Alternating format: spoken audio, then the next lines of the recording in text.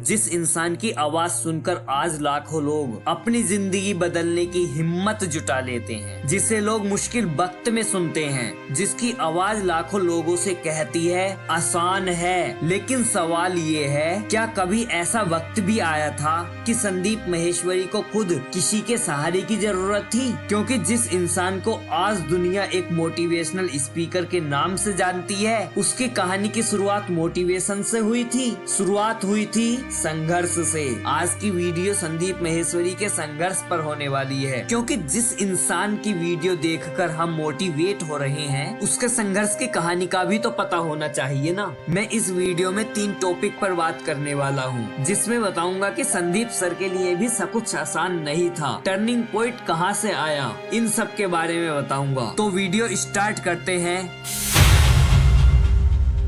Sandeep sir के लिए भी सब कुछ आसान नहीं था। संदीप माहेश्वरी का बचपन किसी फिल्मी स्टोरी जैसा नहीं था। परिवार की आर्थिक स्थिति में उतार चढ़ाव आए। उनके पिताजी का एल्यूमिनियम का बिजनेस बंद हुआ और उस उम्र में जब ज्यादातर लोग अपने फ्यूचर के बारे में सपने देख रहे होते हैं, संदीप को जिंदगी की रियलिटी समझनी पड़ रही थी। उन्होंने अलग अलग चीजें ट्राई की, मॉडलिंग की, बिजनेस के आइडियाज पर काम किया, लेकिन हर कोशिश सफलता में नहीं बदलती। और शायद यही उनकी कहानी का सबसे इम्पोर्टेंट हिस्सा है, क्योंकि इंसान की असली पहचान तब नहीं होती जब वो जीत रहा हो, बल्कि तब होती है जब वो बार बार हार कर भी कोशिश कर रहा हो। अब बात करते हैं दूसरे टॉपिक की, एक्सपीरियंस। एक समय ऐसा भी आया जब उन्होंने अपने एक्सपीरियंस से दूसरों की मदद करने का रास्ता भी चुना। उन्होंने इमेजेस बाजार की शुरुआत की, लेकिन कोई बड़ा सपना शुरुआत में आसान नहीं होता।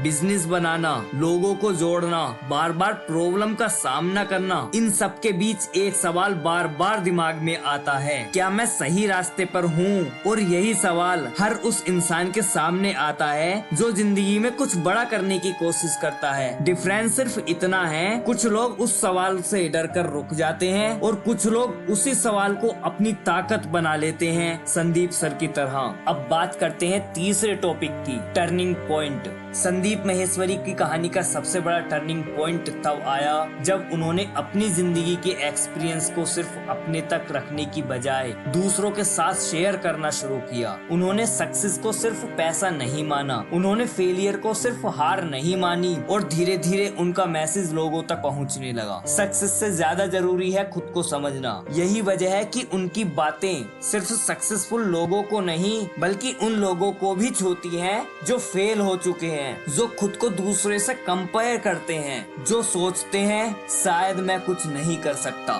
लेकिन शायद संदीप माहेश्वरी की कहानी हमें एक और बड़ी बात सिखाती है, आपको हमेशा मजबूत होने की जरूरत नहीं है। कभी कभी आप टूटेंगे, कभी कंफ्यूजन होगा, कभी लगेगा कि मेहनत का कोई फायदा नहीं हो रहा, कभी लोग आपको समझेंगे नहीं, लेकिन वो फेज आपकी पूरी जिंदगी नहीं है। एक खराब चैप्टर पूरी कहानी नहीं होता। आज लाखों लोग संदीप माहेश्वरी को सुनते हैं, लेकिन शायद उनकी सबसे बड़ी अचीवमेंट कोई अवार्ड, कोई बिजनेस या कोई स्टेज नहीं है। उनकी सबसे बड़ी अचीवमेंट ये है कि उन्होंने अपने स्ट्रगल्स को सिर्फ अपनी कमजोरी नहीं बनने दिया, उन्होंने उन्हें दूसरों के लिए सीख बना दिया। और अगर आज तुम भी अपनी जिंदगी के किसी ऐसे फेज में हो जहां कुछ समझ नहीं आ रहा, जिस इंसान की जिंदगी आज इंस्पायरिंग दिखती है, उनकी कहानी में भी ऐसे चैप्टर थे जिन्हें पढ़ना आसान नहीं था। तुम्हारी कहानी भी अभी खत्म नहीं हुई, शायद तुम्हारा सबसे अच्छा चैप्टर शुरू नहीं हुआ।